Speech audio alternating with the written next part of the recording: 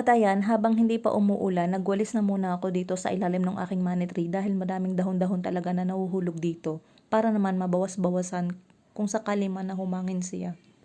Kahapon at kaninang umaga, hindi pa gaano gumagalaw yung mga dahon-dahon na yan. Wala pa gaanong hangin, pero ngayon medyo ramdam na may humahangin na. Kaya kita nyo naman binilisan ko na ang pagwawalis ko diyan at baka abutin pa ako ng ulan, pero sana naman nga huwag nang lumakas ng ulan at huwag nang humangin ng malakas. Basta palagi lang tayo magdasal at hindi naman tayo pababayaan ng Panginoong Diyos na anak niya.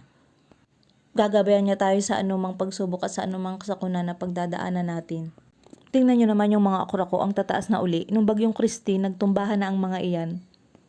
Pero ayan, at mga nakatayo na uli dahil tinalian namin niya anon kasi hindi pa naman mismong nabunot yung pinakaugat niyan. Nakapag-harvest pa rin kami dyan ng pailan-ilan kaya libre na din yung okra namin. Kaya ayan, isinicure na ulit namin, tinalian na namin ulit yan. Nakakahinayang din naman kung mapipinsala pa yan ng bagyo.